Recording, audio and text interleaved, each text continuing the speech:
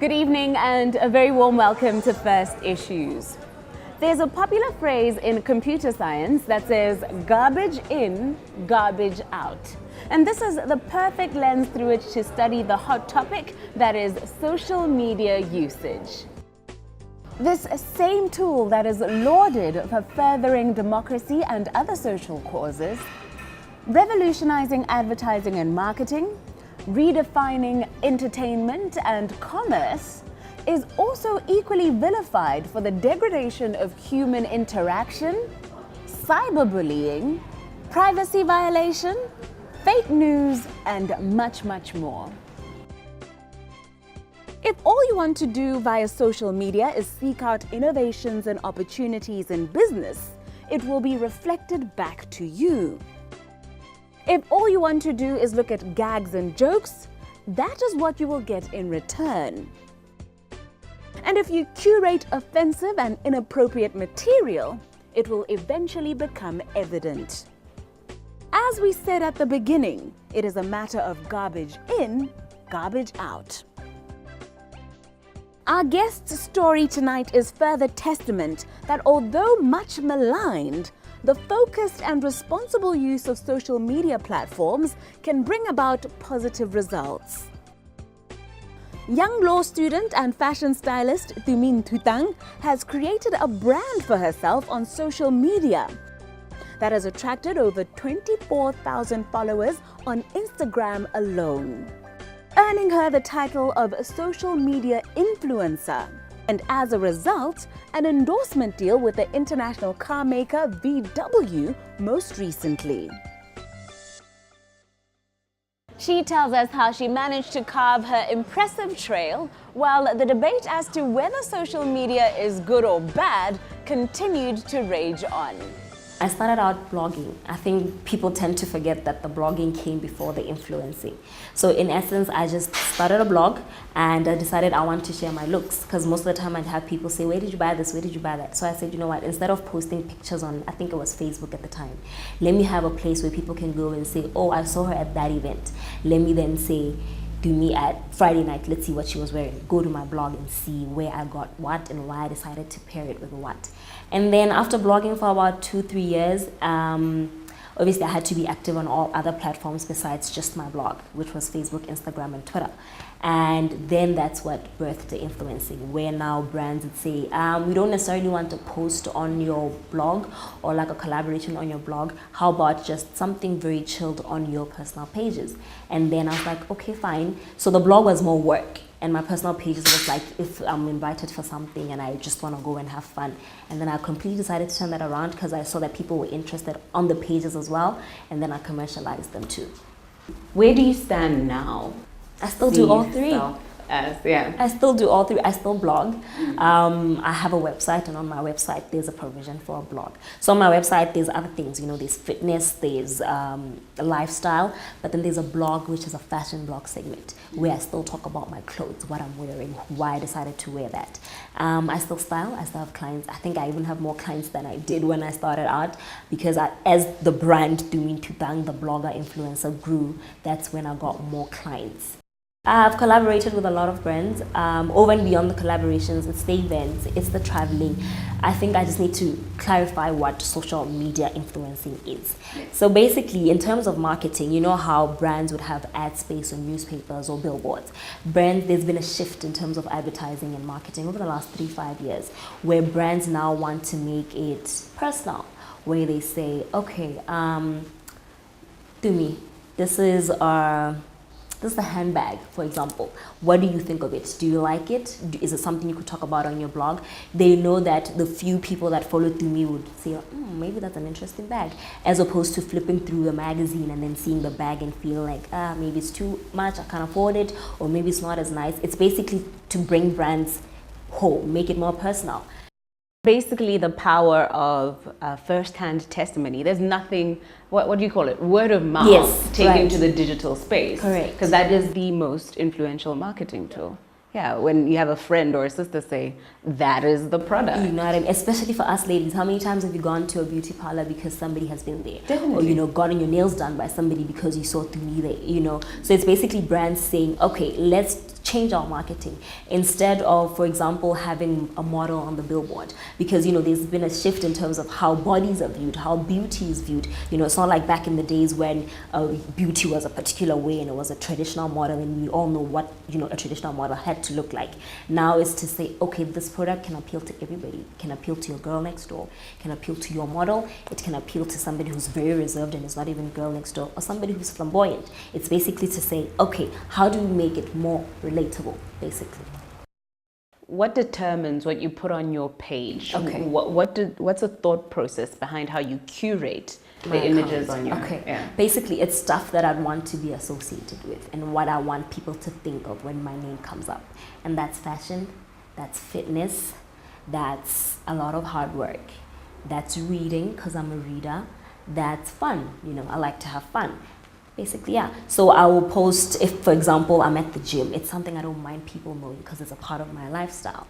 If I have a new novel, I'd post about it and say I'm reading this and talk about what I like the most or a line I like the most. So it's basically things that I don't mind people saying, do you mean to me the girl who's into fitness? Or wait, do you mean to me the girl who's into fashion? It's basically things I don't mind people thinking of when they hear my name. In terms of posts and social media, there's always something new coming up. Even I have to research and know, okay, currently the big wave is fitness, or currently the big wave is hair.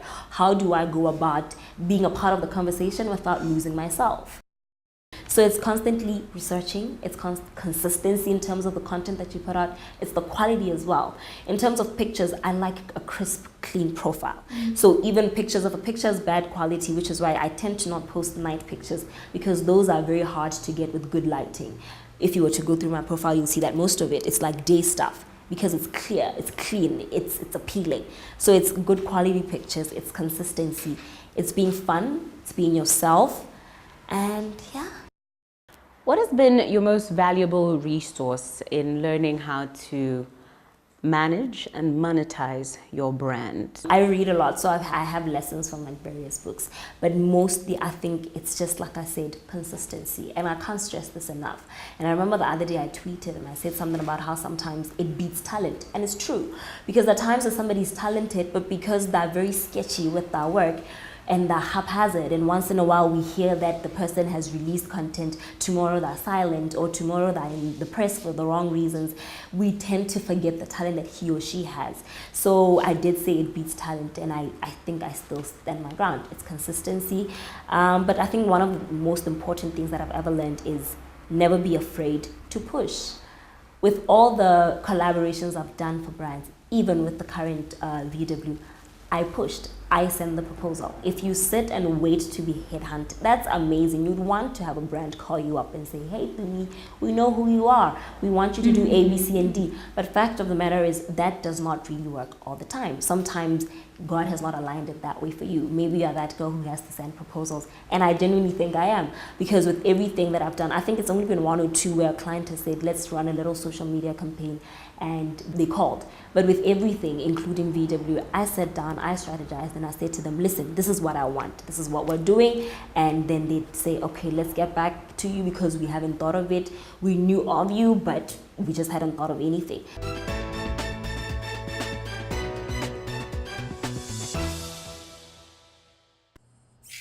What is the future of help? It's to help people find the great in themselves. The drive, the passion. Help them find their true potential. Help them stretch. Help them grow. That's why we help people help themselves, help the world, because a little help goes a long, long way. FNB, how can we help you?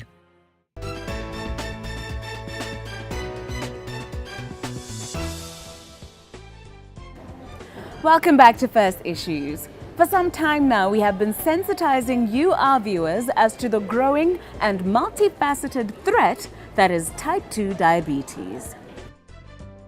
We have learned from long-time sufferers as well as a medical professional how modern sedentary lifestyles, as well as diets high in sugar, eventually poison and damage organs throughout the body, leading to complications such as heart disease, kidney failure, blindness, and much more. And we were also told last week that not only does the illness have direct costs, such as medications and treatments for both the patient and the economies affected, but that there's a long list of indirect costs associated with resultant disabilities, premature mortality, low levels of productivity, absenteeism, and others. Now that you have an understanding of the seriousness of the situation, we now share with you the signs that you must look out for that may indicate that you yourself are succumbing to this lifestyle illness. Unfortunately, there isn't a straightforward answer, because diabetes is what we call an insidious disease. In other words, it creeps on you. You know, it's a very slow condition. And often what happens is, like we say, by the time a diabetic comes to see us, they've been sitting with this condition for many years, if not a decade or two, because it slowly produces its effects. There's nothing dramatic. You don't suddenly get chest pain, you don't suddenly get dizzy, you don't suddenly start losing weight. But what happens is, as the sugar begins to build up in the system, it begins to cause complications on the tissues. And it's the complications of sugar on the tissue in question that presents as diabetes. So for example, when the sugar eventually rises to a level that is not sustainable, the insulin has run out, or you become terribly insulin resistant. So no matter how much the body is producing of insulin, that key that opens the door is not opening now because the key doesn't fit anymore. Let's take, for example, the eye. When the sugar rises to such a level where the eye is full of sugar, the vision starts to become blurred. So you notice that you're reading, you're having to refocus, or you start noticing halos around things. And that's because the lens has become so full of sugar that it's beginning to cause complications. The small tiny blood vessels behind the eye get also poisoned by the sugar, and what happens is the blood vessels begin to bleed. So you start actually you start going blind. Okay, so that's another complication. If we take, for example, the heart, sugar can poison the heart, and all the arteries that supply oxygen to the heart begin to get narrowed and begin to block. So there's not enough oxygen to the heart, and what we call in medicine angina, which basically means the patient comes with tightness in the chest. They can't breathe because there's not enough oxygen there, because the sugars block the heart.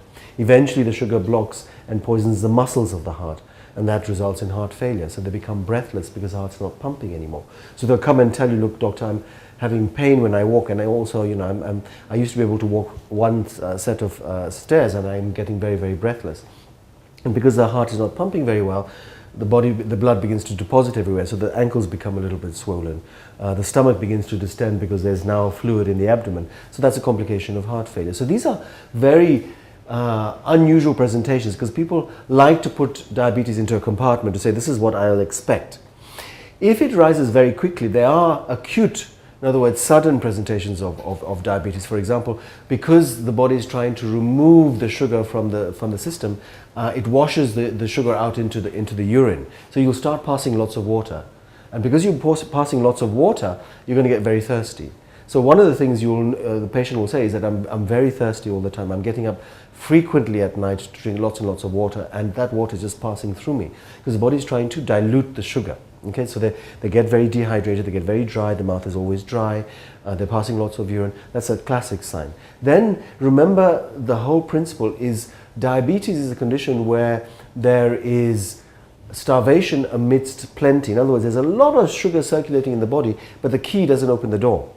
So you measure the blood and the sugar is very high, but the patient will feel very tired because the sugar is not getting into the system, because the door is not being opened. So they start losing weight, and they feel very weak, and yet the sugar is very, very high. So the sugar is circulating in the bloodstream, but it's not getting into the muscles, not getting into the brain.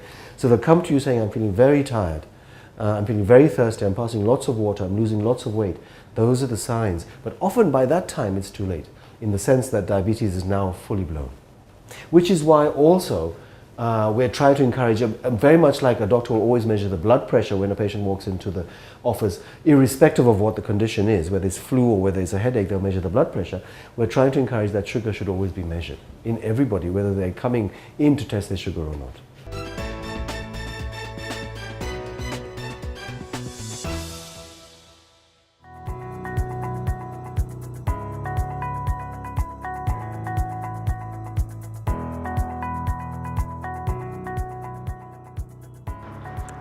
It is time for Business Basics.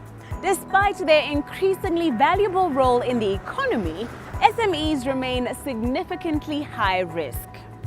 Therefore, a good business plan not only helps a potential investor or financial institution assess the viability of your business idea, but improves your chances of overall success. Last week, we were encouraged as to why we should not be afraid when sharing our business ideas with potential investors. And tonight we are shown how to put our best assets forward, highlighting the strengths of our team as well as our resources when crafting an attractive business plan. As an existing business, investors would like to know the competency of the team in the management. Because basically investors would tell you that they don't back product and services, but they back the team behind the business model.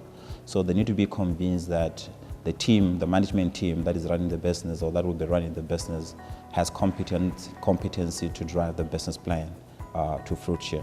So when you put up together a business plan, it's important that you cover briefly the experience of anyone who's in the management, the roles they play, the experience they've gathered, and if they're new to business, what exactly are they bringing into the business.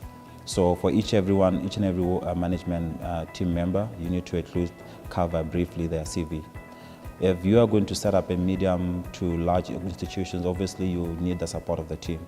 So the same thing applies. If you are going to build a team, it's important that you bring all the credentials together, you put up their CV to convince the investors. It's important to do that so that they are comfortable to put in the money, because otherwise, without a competent team, they will not put the money. Again, if you are just a sole prop, just a single person running your own business, I think what investors will be looking for is that enthusiasm in yourself, the energy, the commitment, the ability to energize other people through your level of commitment. So those are the ones that I actually be looking at. The other component is when it comes to resources will be the marketing. Obviously, marketing is the heartbeat of every business. It's pointless to have a good product that nobody knows about. So the investors, potential investors would like to know to what extent is the culture of marketing embedded in the business, because it has to be a culture as opposed to one department activity. They need to be convinced that any product, be it a product or service, is actually start with the customers, that we are solving for customers, not whereby you just sit in a little corner and then decide that you're going to sell a product and hopefully people will buy it. So there has to be that culture of marketing that which investors can actually buy into. It's very important that we do not confuse marketing with advertising, because marketing is a lot broader. Maybe advertising and promotion will be part and parcel of marketing, but marketing is slightly broader. So marketing, we're looking at around the common 4 Ps that are known, the product. So if they would like to be convinced that if you are going to choose to go by a differentiation strategy, which means you're going to bring a unique differentiated product, they would like to be convinced that that differentiated product responds to the needs of the customer. So you need to prove that it's not just an invention in a little room without consultation with the market. Still, again, if you're going to take a low price entry strategy, they would like to be convinced that indeed you will win. That what if other people actually trigger the same price? Will you be able to sustain it or not? That's very important. The other one is actually the place. The investors would like to know, to see a robust program in terms of how is the product going to reach the people. You might be setting up in Gaborone and you're projecting market as far as Mau. They would like to know, or countrywide, they would like to know, are you going to be selling through wholesalers? Are you going to be selling through retailers? Are you going to sell through agent, or you're going directly to customers? If that's what you're going to do, what modes of transport are you going to deploy? So much that there is actually smooth transition of products through the value chain. So that thing has to come quite clearly in the business plan. The other one is actually the pricing. What price strategy are you going to adopt, and how does it relate to your strategy? And how will the price, your pricing change over the years? Will you be able to sustain it? How elastic is the volumes vis-a-vis the price? To what extent can you still knock out price and still achieve, or increase price and still achieve the same volume that you're looking at? So they need to be convinced in that area. The fourth P, they will be looking at the promotions. What marketing initiatives are you really going to do to drive sales of your products? They would like to know what mediums are you going to go through the radio. If you go to the radio, which population segment are you looking at?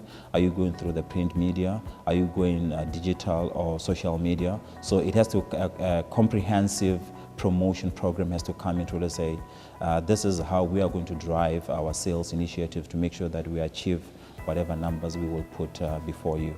So they need to be attained.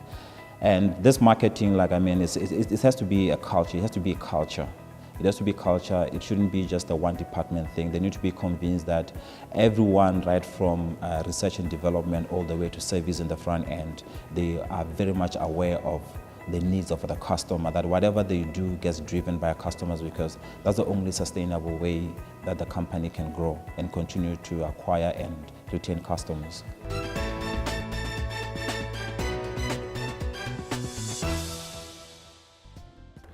Thank you for staying with us. Last week, we were enlightened as to the various options available to us when looking for business funding, including listing on the stock exchange. Our guest, Kopana Boroko, returns this evening as we conclude our program to share more regarding listing for those companies that are considering doing just that. Typically, Botswana companies are family-run businesses, and the main aim is to generate regular income for the family. In most cases, there is no to little consideration for the company to list at the later stage in life.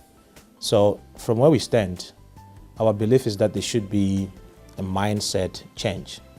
So to say, companies should always have a listing as a strategic objective or point during their life.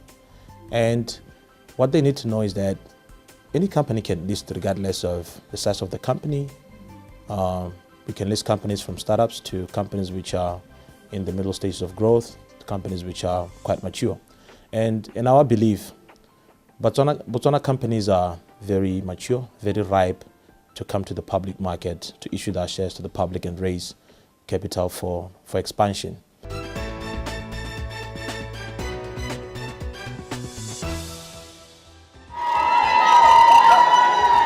Yesterday, FNB joined the country in celebrating Botswana's achievers from this year's Commonwealth Games held in Australia, gifting both athletes and coaches cash gifts amounting to 185,000 pula. Congratulations, Team Botswana.